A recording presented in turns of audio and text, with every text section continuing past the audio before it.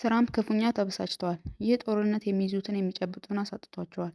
ኢራን ባህር ስር ቀበረችው የተባለችው ፈንጅ እየተጸዳ ነው። በቅርቡ ሁሉም ነገር ነፃ ይሆናል ተብሎም ነበር።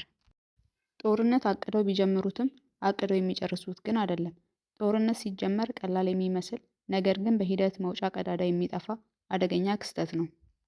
ትራምፕ ቀለል አድርገው እጅ ስጡ በማለት የጀመሩት ጦርነት አሁን ለመቋጨት ከብዷል። ጣጣውም መላው ዓለምን በኢኮኖሚ ፈተና ውስጥ ከቷል። ትራምፕ ይህንን ጦርነት በማስፈራራትም በድርድርም ሊያቆሙት ቢሞክሩም አልሆነም። በተለይም ደግሞ የሆርሙዝ መዘጋትን ጦርነቱ ሌላ መልክ እንዲይዝ አድርጎታል። ትራምፕ ሆርሙዝን ለማስከፈት ሆርሙዝን መዝጋት አለብኝ የማለታቸው ጉዳይ በርካቶችን ግራ እያጋባ ነው።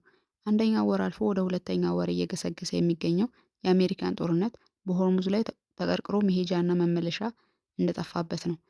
ከ50 ቀናት በፊት ሲነሳ የነበረበት ኒኩለር የተባለ መነሻ ሀሳብ ስቶ ነገሩ ሁሉ ሆርሙዝ ሰርጥ ሆኗል። ኢራን በዚህ ጦርነት ሆርሙዝን እንደ ዋነኛ ስትራቴጂክ ማስጠበቂያ መሳሪያ አድርጋ መጠቀሟ ትራምፕ በኢራን ላይ ያገኘሁት ያሉትን ድል እውቅና አልባ አድርጎታል። ትራምፕ ባካሄድናቸው ጦርነቶች የኢራን ባህር ኃይል፣ አየር ኃይል፣ የአየር መከላከያ ስርዓትን ከጥቅም ውጭ አድርገናል። መሪዎቻቸውን አንድ በአንድ ገለናል። ባሸነፍነው ጦርነት ነው እንደራደር ያልነው። ለዛ ነው ሆርሙዝን በጋራ እናስከፍት ያልናችሁ እና እምቢ ያላችሁ ሀገራት አሁን ሆርሙዝ ዘግተን ሊያቆም የሚችል አካል ስለሌለ ሂዱና ነዳጃችሁን ውሰዱ ሲሉ የተናገሩት።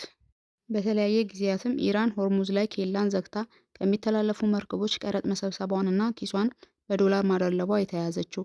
ይህንን የተመለከቱት ትራምፕም የተኩስ አቁም ስምምነት ካደረግንባቸው የመግባቢያ ስምምነቶች ውጪ ነው እና ቀረጥ ስብሰባው ነገር ኢራን ቢቀርብሽ ይሻላል ሲሉ ትራምፕ አስጠንቅቀዋል። ነገር ግን በኢራን በኩል የሚሰማ ጆሮ ጠፋ።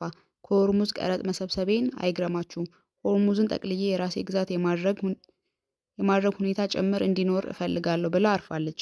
አድማጭ ተመልካቾቻችን ለሰዓቱ ልታደምጡ ያዘጋጀንላችሁ መረጃዎች ይህንን ይመስሉ ነበር። በሌላ መረጃ ተመልሰን እስክንገናኝ ቸር ቆዩ።